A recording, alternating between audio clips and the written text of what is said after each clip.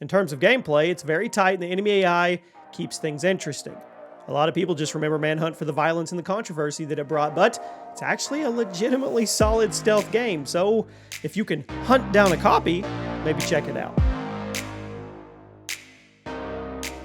Video games are all about putting you in someone else's shoes. Maybe you want to save the galaxy, or maybe you want to be the big owner of a big business. Maybe you just want to tend your own farm. But whatever it is you want to do it right. But what if you have to completely be a horrible person to do that? Welcome to ChaosGaming. Today, we are going to go over some games, well, they make you feel like a bad person. They turn you in to a bad person, whether you want to or not. The question is, do you embrace that evil, or do you just do it because the game tells you? Drop a like, guys. Make sure that you have your notifications turned on, and let's get into this. Payday 2. Now, this is a game all about doing bad things, but making sure you do them the right way. Payday 2 is a co-op multiplayer shooter that has you team up with other players to perform a series of heists and bank robberies. You can either go in for that clean stealth operation, or you can go in guns blazing and take the cops down with you. Now, despite it having pretty violent premises, Payday 2 has remained extremely popular since its launch back in 2013, probably due to the super addicting gameplay and the excellent co-op mechanics that force you and your teammate to really communicate about a bunch of tiny details throughout the mission. Now, you may not be a good person in Payday 2, but the game itself is fantastic. Let's get an obvious one out of the way. Grand Theft Auto, the entire series. I mean, come on. It's been heavily criticized over the years for its glorification of crime, but most gamers don't care because the games themselves are just so fun. And they're video games, right? They're not real. Chill out just a little bit. Now, your level of awfulness really depends on the GTA game you're playing. Every one of them has the potential for you to be the worst person imaginable, especially when you're just roaming around the open world trying to get a 6-star criminal rating while staying in one piece. Now, you can do it all in GTA, and that's why people love the game. Few open world games can give you as much freedom as something like GTA 5 or GTA Online does. So yes, makes you a pretty bad, awful person in context, but it's a video game. It's fun. Who cares? Next up is Manhunt. This is one of the most controversial games of all time due to its extreme violence and its very dark premise. You play as a death row inmate who is served from execution by an insane director who forces you to create a series of snuff films for him. I know, it's dark. You roam around various locations, snuffing people while with improvised weaponry in the most grotesque ways you possibly could. Now, the weirdest thing about Manhunt is the fact that it's actually a pretty good stealth game. In terms of gameplay, it's very tight and the enemy AI keeps things interesting. A lot of people just remember Manhunt for the violence and the controversy that it brought, but it's actually a legitimately solid stealth game, so if you can hunt down a copy, maybe check it out. Silent Hill 2. One of the best horror games ever made, and definitively one of the best video game stories ever told. You play as a man who gets a letter from his deceased wife to come meet her at a creepy town called Silent Hill. Of course, it's filled with monsters, and they all symbolize a different one of his personality flaws. Now, I don't want to spoil the game too much in case you haven't played it, but the game is basically all about discovering how awful people can be and just how suppressed that awfulness can be throughout the set of eyes. Silent Hill 2 is fantastic. I definitely recommend it. Just be ready to feel a lot of feelings by the end of this one. You're going to feel like crap. Next up is a game called Hatred. Wasn't a good game, but it fits this list.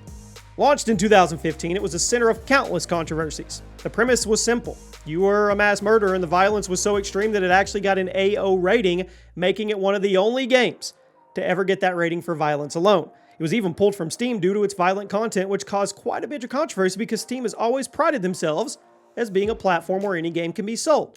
After a couple days, Valve backtracked and put the game back up for sale. Now, as for the actual gameplay, it's horrible. It's an isometric shooter with terrible AI. There's a bunch of bugs in it and horrible physics. I'm 90% sure this game was just made for shock value alone because clearly no effort went into the actual game part. But regardless, it makes you feel like a bad person.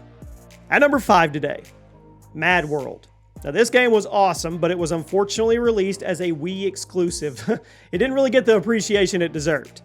MadWorld is a hack and slasher developed by Platinum Games. It has you playing as a man with a chainsaw with an arm, entering a violent game show where the objective is to kill your foes in the most violent ways possible. Now, MadWorld is an incredibly graphic game. and it fully embraces the shock value of its violence. But with that being said, it had some good gameplay. It actually had some unique weapon and character design as well. Like I said, it's unfortunate that it was a Wii exclusive, and a hyper-violent M-rated hack and slasher wasn't exactly a good fit for the Wii, but it is what it is. If this game was released on the 360 and the PS3, I have no doubt it would have been a hit. Next up is Among Us, the game that's all about lying, deception, and ruining friendships and murder.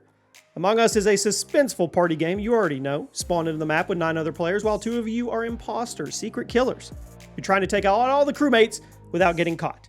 Among Us has torn so many friendships apart, and that's what happens when you base the entire game around lying and deception and getting under people's skin. If you're a crewmate, you're just there, you're gonna make some awful accusations of people, and if you're a killer, you're gonna be digging your nails into people's brains and tearing them apart from the inside. It's fun, it's entertaining, and destructive. It took the world by storm.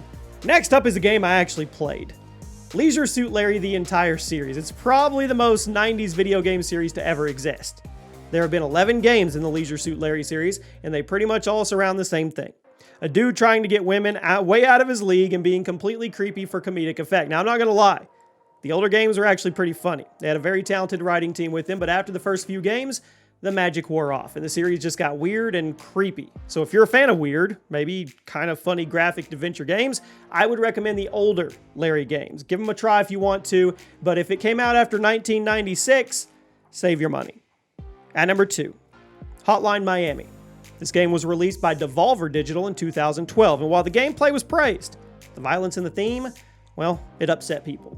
You played as a silent protagonist being ordered by weird coded messages to carry out a series of massacres on the local mafia. Now, the gameplay is extremely fast-paced and heavily reliant on trial and error, which gave it this addicting gameplay loop that drew people in. Plus, it actually had a banger of a soundtrack too. I mean, check the game out. It's a fantastic take on top-down shooters. Just be ready for a lot of horrible violence.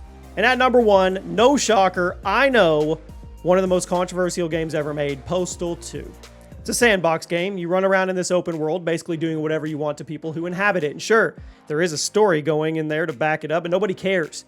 Postal isn't a game you play for a story. It's a game you play when you want to use a cat as your gun suppressor and then pee on your victims. Let's be honest. You really can do whatever you want in this game, and the developers were going for maximum shock value, which I think they achieved.